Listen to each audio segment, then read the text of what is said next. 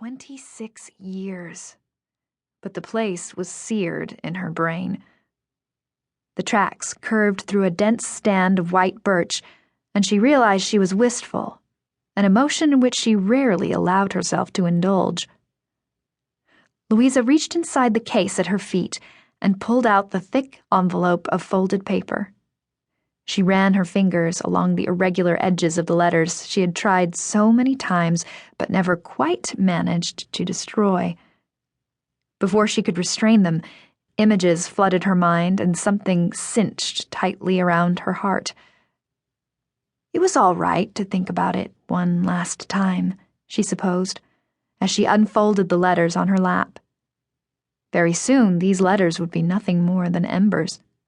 Her intention that day, the very reason for her journey, was to ensure the letters and all other traces of that long-ago summer were destroyed. In Bellows Falls, Vermont, she would hire a rockaway to take her the rest of the way to Walpole, where Joseph Singer would be waiting. For now, the train swayed on. Walpole, New Hampshire, July to November 1855.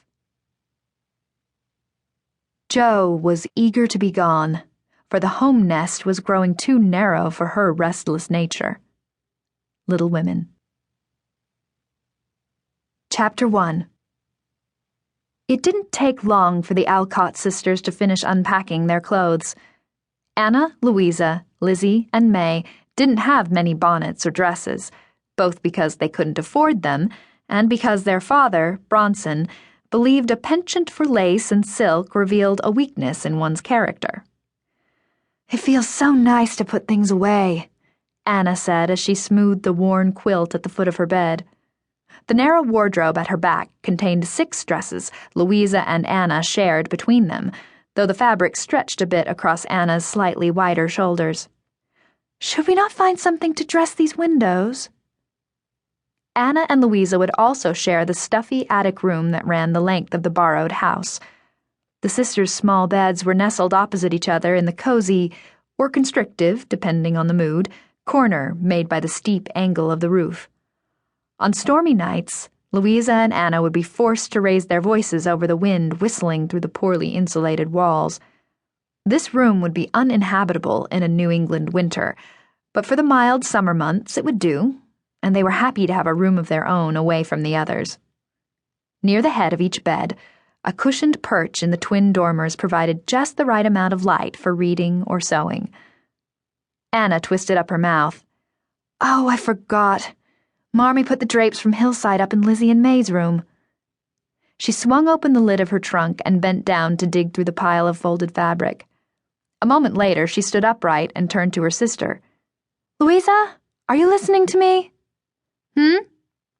Louisa turned her body toward the direction of Anna's voice, but her eyes remained fixed in the book she held in front of her face.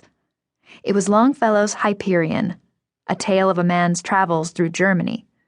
Mr. Emerson had urged her to borrow it for the summer. Louisa knew that Longfellow admired Goethe as she did, her ostensible reason for wanting to read the book. She also knew that the book's romance came from Longfellow's real-life fumblings with love. Something about that fact made the story all the more sensational and impossible to put down. Anna scoffed as she tipped the trunk's lid closed. "You read too much. Sometimes I think I can't remember what your face looks like from the cheekbones down." Louisa looked up, finally, and lowered the book. She registered the question that had so far failed to penetrate her mind, as if it were a bird colliding with a window pane. The mention of Hillside called up an image of the cozy house in Concord where they'd lived for 3 whole years until she was 15, and financial woes had forced them back to Boston. The memory of it made her glum. "I'm sorry, Anna. I did hear you." She felt her flushed cheek with the back of her hand. The attic room was unbearably hot, and it was only 10 in the morning. "If the Hillside drapes are in use, we may have to make some new ones." Anna nodded. "Singer Dry Goods. Margaret Lewis said we might try there for the things we need to get settled. They'll have fabric. I believe it's a